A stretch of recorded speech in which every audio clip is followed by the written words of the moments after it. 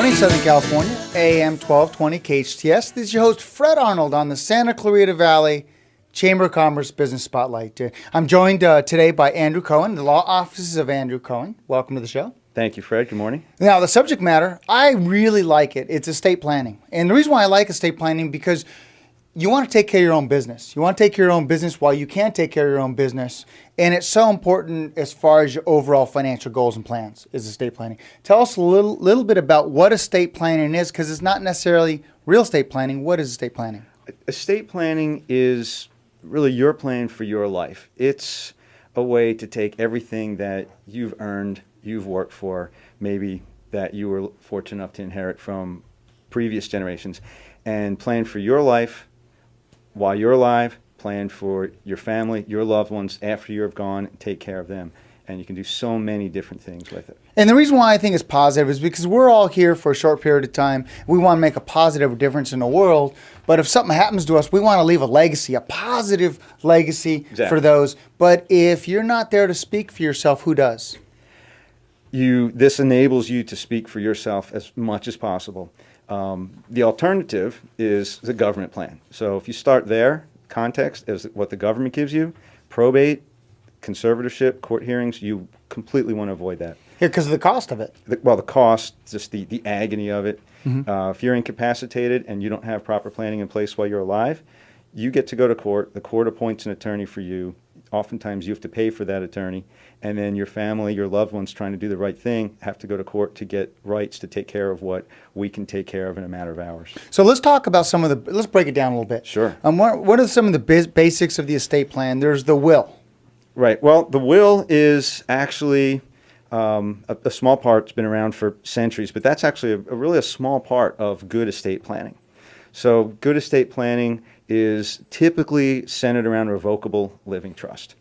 And the trust enables you to control your assets while you're alive. It enables you to leave good instructions and a good program and plan in place. If you become incapacitated and you have a spouse, how things work. It then lets you distribute. It lets you transfer wealth. It lets you protect your beneficiaries.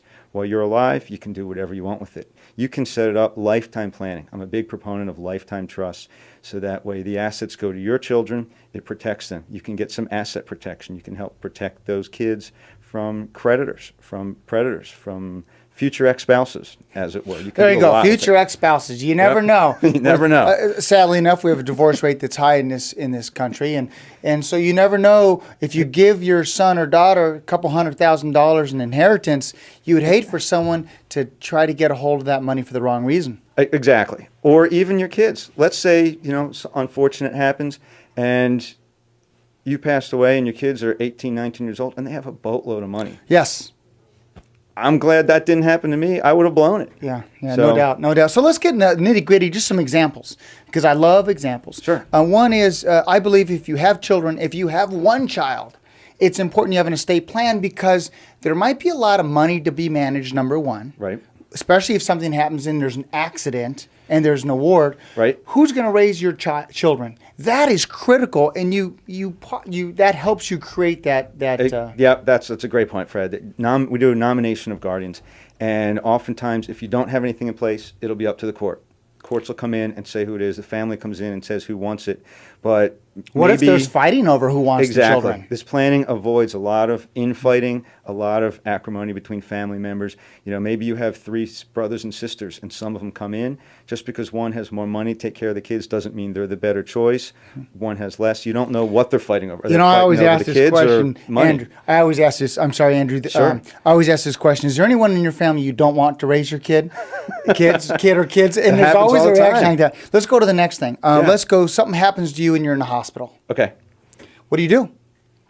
You have a form. What's that called that we sign? There's an Advanced Healthcare Directive. That's what it is. Thank you. Right. Advanced Healthcare Directive lets you put who you want to make decisions for you, and if they're not around, who would step in after them. And you can then leave certain very specific instructions.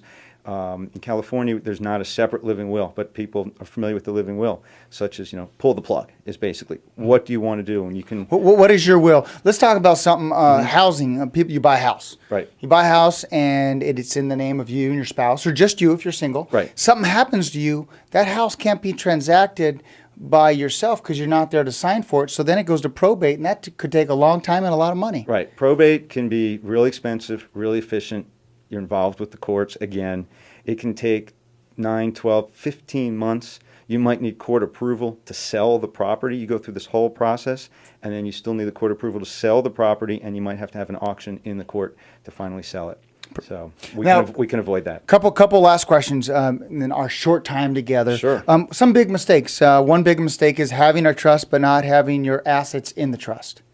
Correct. Funding of the trust is an excellent point. Funding of the trust is critical. You can set it up. The trust, if you think of it as a treasure chest with all of your stuff in it, if you don't properly fund it, whether it's by titling, beneficiary designations, and you don't do that properly. So when you say funding, you're saying put it in the right titles so that that asset goes into the trust automatically upon you. No, during your lifetime. During your Actually, lifetime. you title it so that way the trustee of the trust owns the assets. They own the legal interest, and they have a fiduciary responsibility to take care of the beneficial interest, who is the beneficiary of the trust, either during life or after death. One more tip. Yes. One more tip. Don't wait too long. If you wait too long, you're going to get into a lot of trouble. People think that it's only for the wealthy. It's not. It's way, way more than just planning for estate taxes. There's so much you can do. And I made the argument right there. One child, do it. It gets you started on the right path to success. Yep. Those that want to reach you, Andrew, how can they reach you? They can call me at my phone number, which is 661-621-3661. That's One more my time. office. 661-621-3661. And be happy to talk to anyone with any questions. Thanks so much. Thank you. Appreciate your support of the Santa Cruz Valley Chamber of Commerce and all you do in the community. Thank you. Appreciate it. Ladies and gentlemen, law offices of Andrew Cohen. You've been listening to and watching online the Santa Cruz Valley Chamber of Commerce Business Spotlight on AM 1220 KHTS.